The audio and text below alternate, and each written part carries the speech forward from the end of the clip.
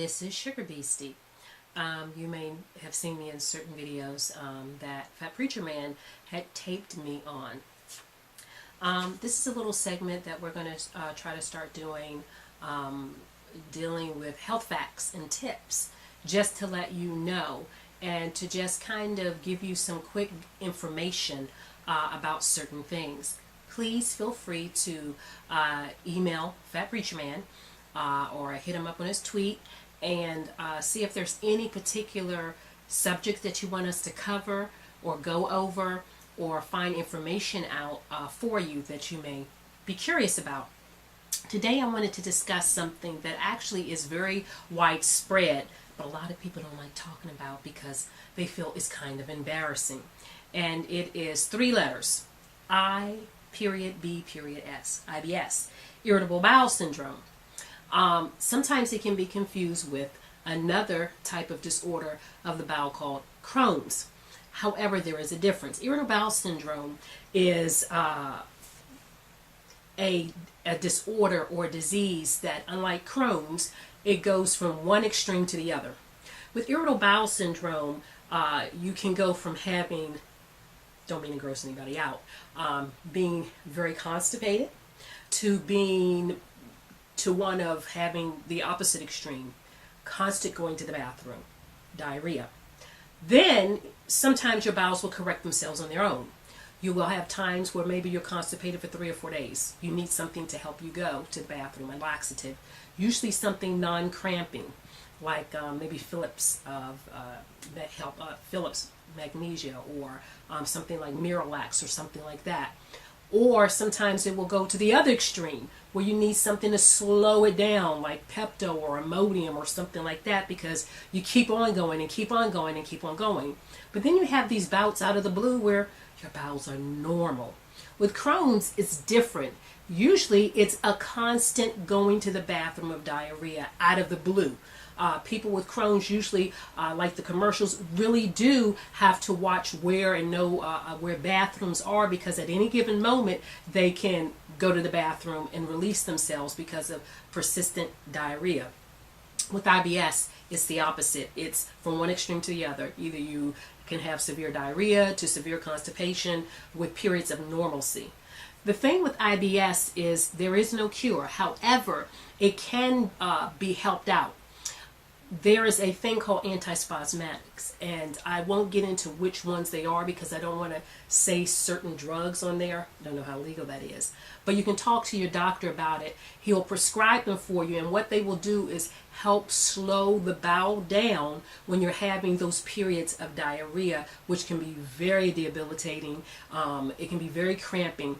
Unfortunately, with IBS, when you are having the bouts of diarrhea, the pain can be so severe. The abdomen stress can be so painful, and it can happen, like Crohn's, out of the blue.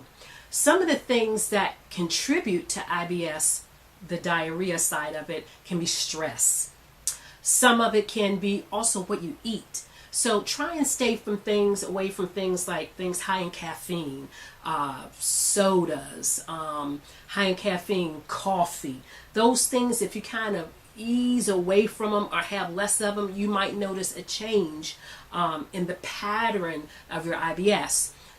Sometimes, unfortunately, ladies, when it's coming close to that time of the month, you may notice the IBS symptoms on the other side picking up. Now, weirdly, sometimes with the IBS symptoms for ladies who are having or about to have the menstrual cycle, it can go the opposite way, and you can become severely constipated and have to take Miralax or something that is a non-stimulant, or Colace, which they have over the counter that you can take. That doesn't, it helps it and makes it easier for you to go without stimulating the bowel so much, causing cramping and pain.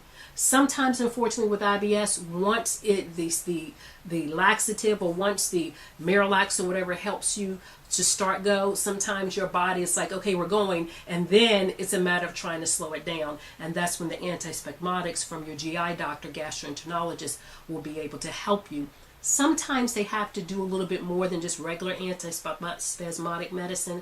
Sometimes they may have to give you something else, or a type of narcotic or some form of phenobarbital to be able to help you with it as far as to help the stress level of your body calm down. Again, I won't get into which ones. That's something you really need to see your doctor about. But what about some of the symptoms? Some of the symptoms I already talked about was diarrhea or constipation. Not just basic ones, but over a long period of time going from one end to the other. Commonly, you can have nausea, sometimes vomiting. Don't mean to grease you out, but sometimes in the bowels, you can have what's called, or you may notice in your bowels, don't get frightened, but you can also have what looks like a greasy or mucus like bowels. This is how you can tell the difference between this and Crohn's, because usually people with IBS, when they have these bowels, they'll notice extra mucus in their bowels. You will definitely usually have abdomen pain. I would recommend, if you're having issues, for example, with constipation, and it's been 3 or 4 days and you have not gone to the bathroom, to see your GI doctor to make sure you're not in any more distress or there's more problem. Make sure there's no obstruction of the bowel or anything like that. Once you see a good GI doctor, he'll probably do a upper endoscopy. He might even recommend a colonoscopy or something, just to make sure they're not dealing with something other than IBS, or that IBS isn't a symptom of something a little bit bigger. But anyway, I just wanted to share this with you because I, believe it or not, suffer with the issue myself off and on. It can be quite debilitating, sometimes quite embarrassing. But when you learn how to control what you eat, once you see your GI doctor, that's your gastroenterologist doctor, your tummy doctor. Once you see that particular doctor on a regular basis, and they kind of get to know your body and get to know how your body reacts to certain foods and stress and so forth, it actually can help you not get rid of it, but help control the symptoms a little bit better. It won't take away everything. There will be still times where, unfortunately, you might have embarrassing moments. There may be times, unfortunately, where you'll be in a lot of pain. You might have to go to the hospital. That has happened to me, and they've had to give me pain meds and so forth. But the main thing is get help. Don't feel like you're all alone. There are even support groups out there on the net. Your GI doctor probably can hook you up with support groups that you can actually sit and physically talk with people and see their experiences and how they get through. Again, it's very important that you see a GI doctor, because once you have problems with constant diarrhea, you run the risk of your body losing electrolytes, and becoming dehydrated, causing chest pain and other issues in the body, or becoming extremely constipated, and then not being able to eliminate waste, which can cause a buildup of toxins in the body. So again, if you think you have this disorder, if you're having issues, please consult a physician who will then refer you to a GI specialist who will be able to talk to you about it. You don't have to feel embarrassed about it. You don't have to feel like you're alone. Millions of people suffer from this ailment. But this was just a little segment to help you out, to let you know you're not alone, that you're being rooted for and prayed for, and to help steer you in the right direction. I'm sure if you go over the internet, you'll find a lot of different ways and remedies, but the best thing to do is to go to your doctor, because no matter how many remedies and over-the-counter medicines and so forth there may be, you need to talk to a doctor about what ailments you already have, things you may be allergic to, things that actually may make the situation a little bit worse. So it needs to be a plan curtailed just for you, because nobody's body operates like yours but yours. This has been a segment of health issues concerning IBS with Sugarbeastie, and I hope to see you soon concerning any other questions or concerns that you have. Jesus bless you, and good health.